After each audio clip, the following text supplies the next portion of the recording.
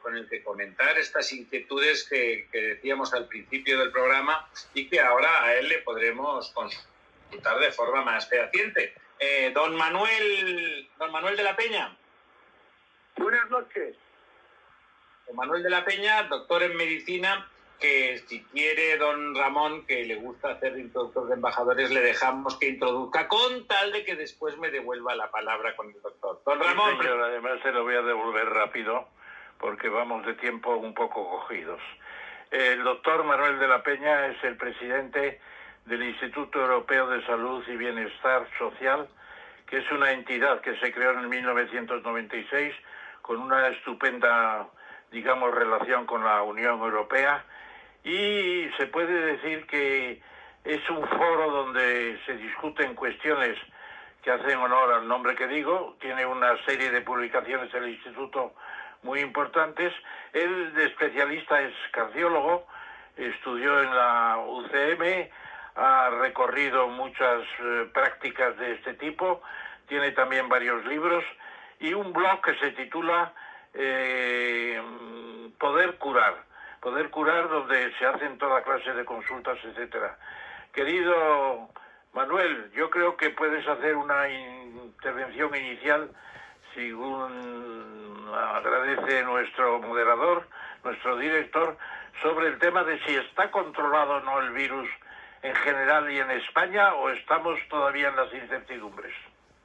Muchas gracias, profesor Tamames, muchas gracias por vuestra invitación a participar en este programa. Yo creo que hoy es un día de satisfacción porque efectivamente la pandemia sí está más controlada en España y los resultados son buenos en relación a las medidas que se han realizado de confinamiento. Ha sido un sacrificio enorme para los ciudadanos, pero gracias al confinamiento hoy podemos afirmar que en España sí esta pandemia está controlada.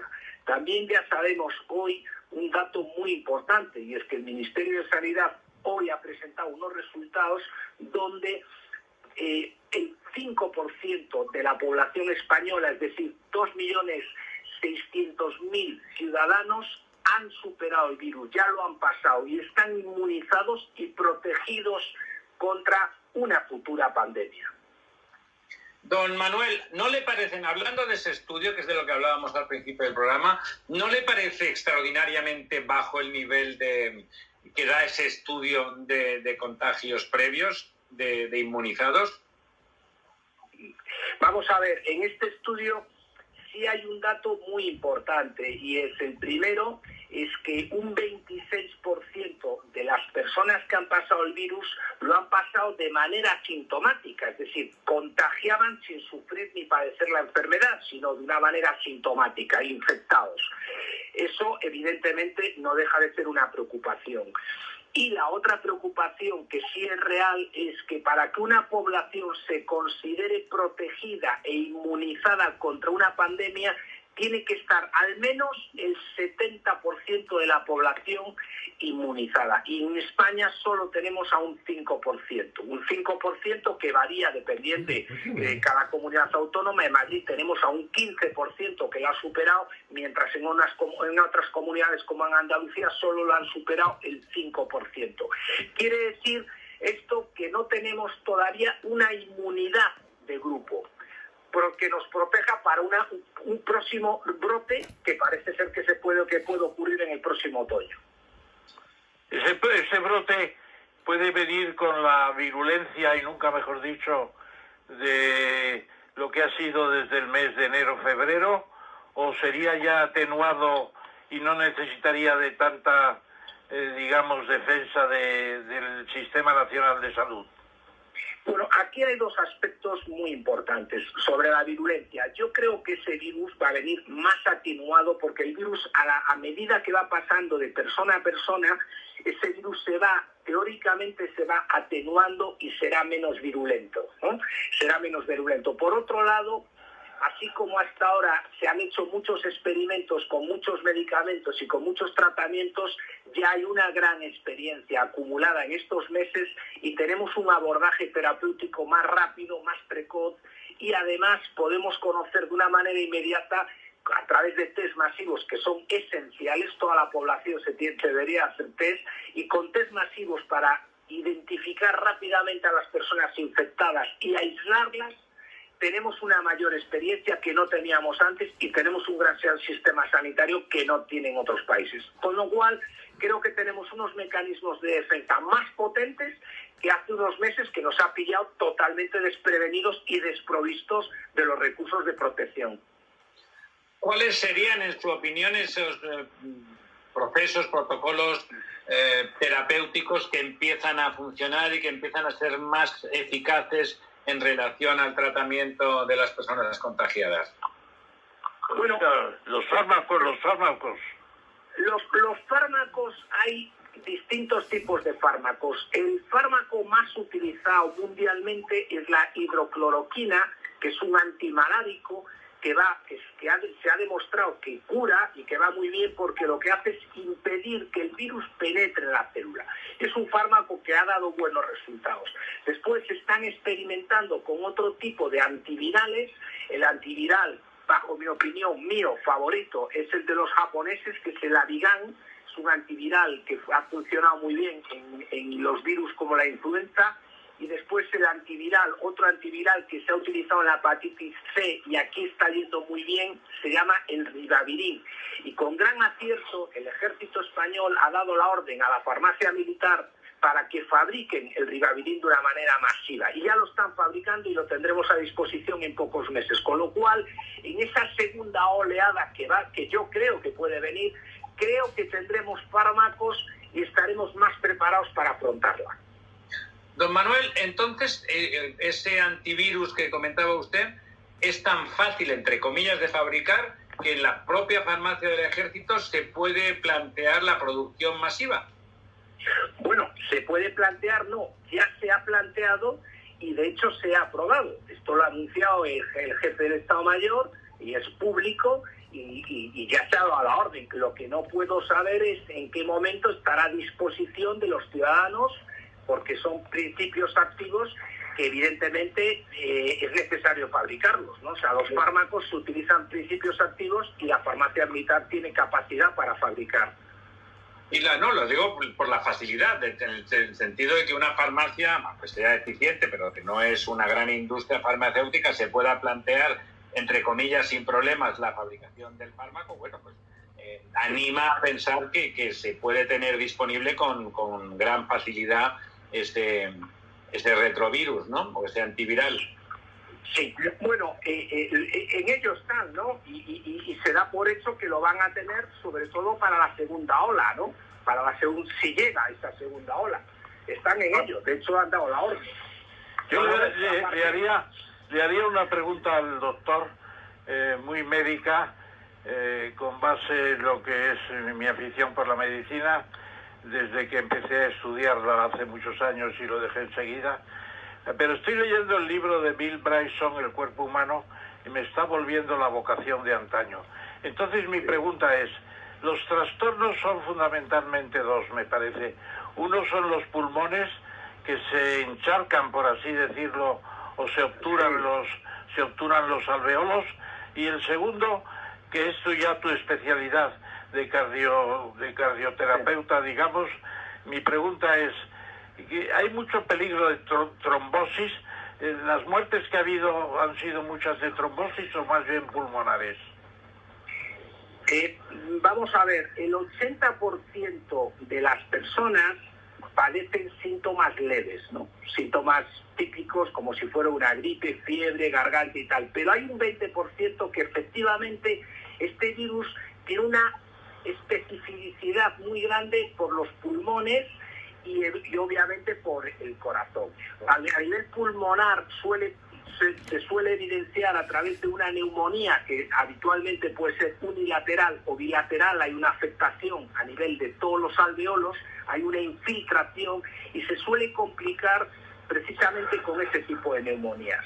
Y por otro lado tiene es un gran desencadenante de la trombosis a través obviamente de la alteración de las plaquetas y la alteración de la coagulación. Y la trombosis coronaria es la primera causa, lógicamente, de infarto de miocardio, con lo cual sí está habiendo casos, pero gracias a Dios son pequeños, donde hay trombosis, tanto tromboembolismo pulmonar como trombosis coronaria, con el origen típico del coronavirus.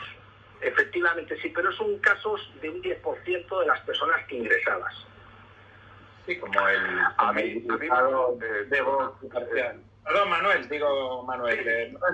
Venga. Sí, Manuel, a mí me gustaría hacerte una pregunta. Tú comentabas antes que bueno, pues parece ser que conceptualmente o lo habitual en este tipo de virus es que vayan perdiendo fuerza según pasan de persona a persona. Sin embargo, si vemos la evolución en el tiempo de lo que ha sido la corta evolución, la poca experiencia que tenemos en el tiempo, en Asia, Europa y América ahora, por América me refiero a Estados Unidos, parece como si el virus hubiera cobrado fuerza, o al menos el número de víctimas, la agresividad del virus, y de hecho hay incluso estudios que hablan de que podría haber diferencias de hasta 270 veces más potentes en unos lugares que en otros, ¿no? Entonces, ¿existe la posibilidad, o ha habido otros ejemplos donde el virus, en lugar de irse atenuando, que sería lo habitual, cobre fuerza con el tiempo? Sí, pero va a depender mucho de la capacidad de mutación, que como cualquier virus la tiene, ¿no? Son pequeños cambios y pequeñas transformaciones que hace el virus, adaptándose al huésped, para precisamente aumentar o disminuir su virulencia. La tendencia es a disminuir, pero evidentemente pueden circular distintos tipos de cepas, y hay cepas más virulentas y cepas menos virulentas, y eso tal vez es lo que está ocurriendo en la población.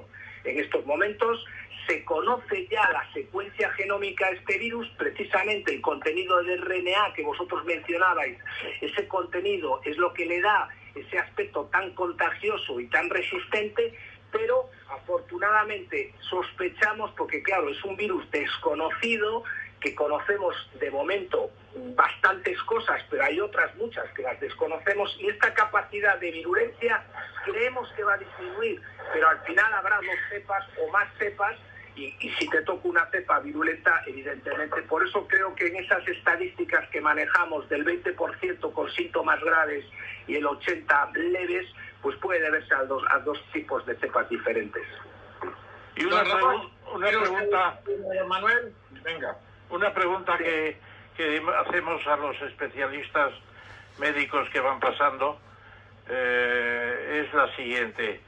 ¿Qué pasa con la vacuna? Ya sabemos que se está investigando en todo el mundo. En España creo que la investigación va muy deprisa, pero decían que no tienen dinero suficiente y que se están haciendo las pruebas con ratones, aunque sean genéticamente modificados, que aceleran los resultados. Sin embargo, necesitarían primates, simios, monos, vulgarmente dicho, pero no hay dinero para los monos. A mí, en cierto modo, me alegra por los pobres monos. Pero lo que sí te pregunto es, ¿está a la vista la gran vacuna?